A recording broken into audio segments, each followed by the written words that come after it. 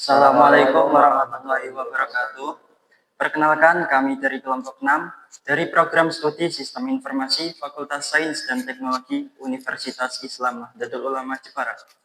Perkenalkan, saya Ruli Gozali dengan NIM 241250000549. Perkenalkan, nama saya Anando Ferdistiawan dengan NIM 241250000547. Perkenalkan, nama saya Dimas Hoirul Rizky dengan NIM 241250000550. Pada kesempatan kali ini, kami akan membahas tugas yang telah diberikan oleh dosen mata kuliah Keamanan Sistem Informasi, yaitu Bapak Heru Saputro MKOM, dengan tema keamanan jaringan dan cloud security. Dalam video ini, kami akan menjelaskan konsep dasar keamanan, tentang lingkungan di cloud, serta penerapan keamanan pada layanan cloud yang umum digunakan pada saat ini.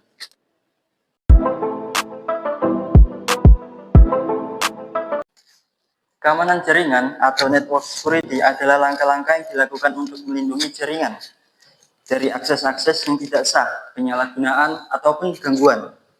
Tujuan utamanya adalah menjaga 3 prinsip, yaitu confidentiality, yaitu kerahasiaan data dari pihak yang tidak berhak. Yang kedua, integrity, memastikan data tidak dirubah tanpa izin. Yang ketiga, availability, yaitu memastikan layanan tetap tersedia ketika dibutuhkan. Contoh penerapan keamanan jaringan di dunia nyata meliputi penggunaan firewall, antivirus, IDS, IPS, serta VPN untuk komunikasi terinkripsi. Misalnya firewall digunakan untuk memfilter lalu lintas data jaringan yang masuk ataupun keluar, sedangkan IDS mendeteksi aktivitas mencurigakan yang bisa jadi tanda adanya serangan cyber. Selanjutnya, kita akan masuk ke topik keamanan cloud atau cloud system. Cloud security adalah serangkaian kebijakan, kontrol, dan teknologi yang dirancang untuk melindungi data, aplikasi, dan infrastruktur yang berjalan di layanan cloud, seperti Google Cloud, AWS, ataupun MongoDB Atlas. Tantangan utama dalam keamanan cloud meliputi: yang pertama, kebocoran data atau data breach. Yang kedua, kesalahan konfigurasi atau misconfiguration. Yang ketiga, ancaman dari dalam atau insider threat. Untuk mengantisipasinya, penyedia cloud biasanya menerapkan enkripsi data atau autentikasi multifaktor, serta manajemen identitas dan akses atau IAM. Selain itu, tanggung jawab keamanan cloud bersifat shared responsibility, artinya penyedia cloud menjamin keamanan infrastruktur, sedangkan pengguna bertanggung jawab terhadap konfigurasi dan akses datanya sendiri.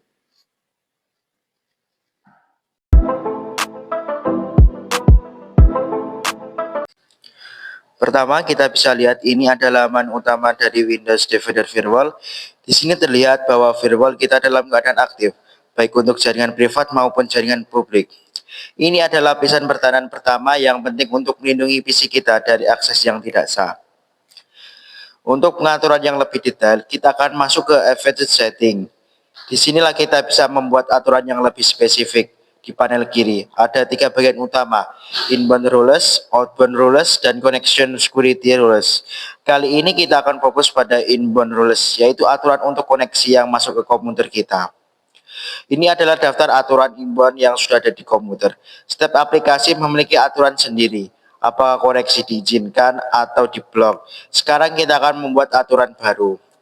Kita mulai dengan New Inbound Rules Wizard.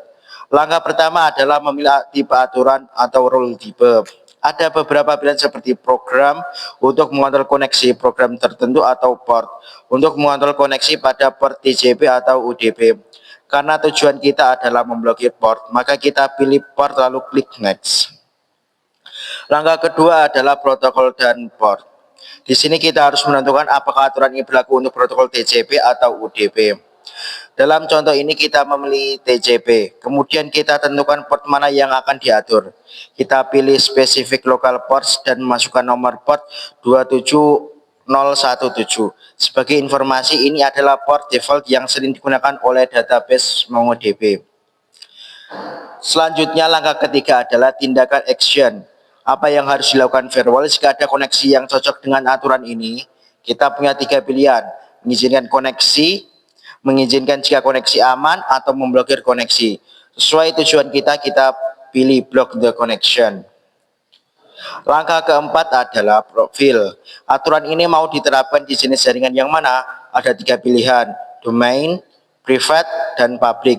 Agar aturan ini berlaku di semua kondisi, kita centang ketiganya saja.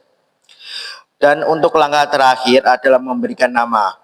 Beri nama yang deskriptif agar Anda mudah mengingat nanti. Di sini kita akan menamainya dengan MongoDB port. Setelah itu kita klik finish. Selesai. Sekarang aturan baru untuk memblokir semua koneksi masuk port TCP 27017 sudah berhasil dibuat dan aktif. Dengan cara ini, Anda bisa mengamankan komputer Anda lebih jauh lagi dengan mengatur koneksi mana yang boleh masuk dan mana yang tidak.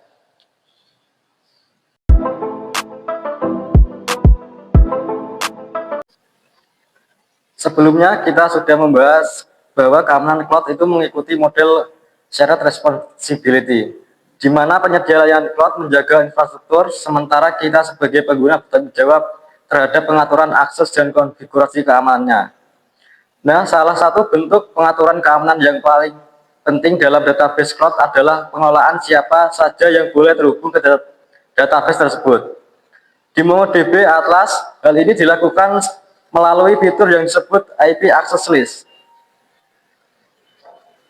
Ini adalah dashboard network access di MongoDB Atlas.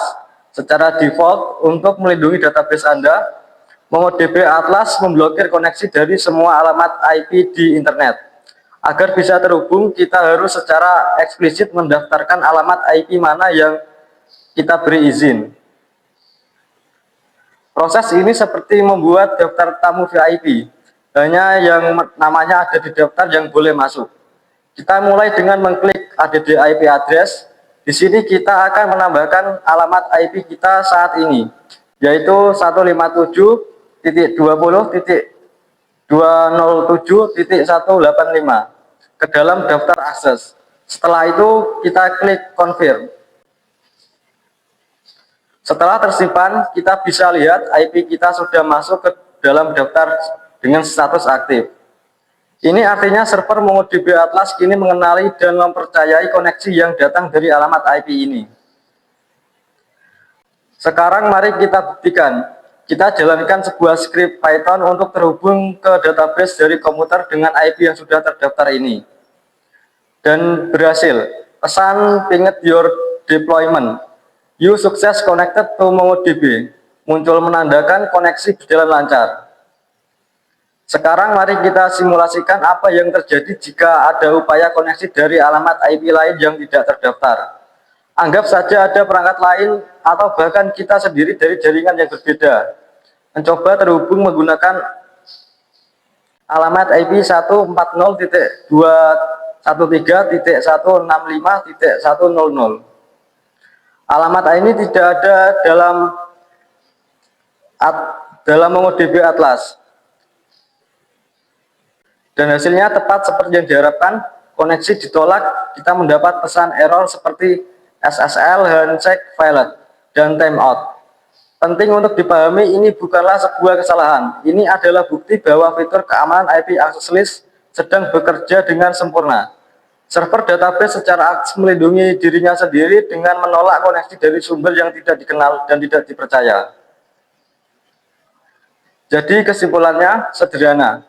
Untuk bisa terhubung ke klaster MongoDB Atlas Anda, alamat IP publik dari perangkat Anda wajib terdaftar di dalam IP Access List. Jika Anda mengalami kegagalan koneksi, langkah pertama yang harus diperiksa adalah memastikan IP Anda saat ini sudah ditambahkan ke daftar tersebut. Ini adalah konsep keamanan mendasar yang memastikan hanya jaringan terpercaya yang dapat berkomunikasi dengan database Anda. menjaganya tetap aman dari akses yang tidak sah. Itu tadi proses demo mengenai keamanan cloud. Sekian dari saya. Itu tadi presentasi dari kelompok kami, yaitu kelompok 6, mengenai tema keamanan sistem informasi dan cloud security. Maaf dari kelompok 6 apabila terdapat kesalahan tutur kata ataupun kurangnya materi yang kami sampaikan. Kurang lebihnya kami mohon maaf. Wassalamualaikum warahmatullahi wabarakatuh.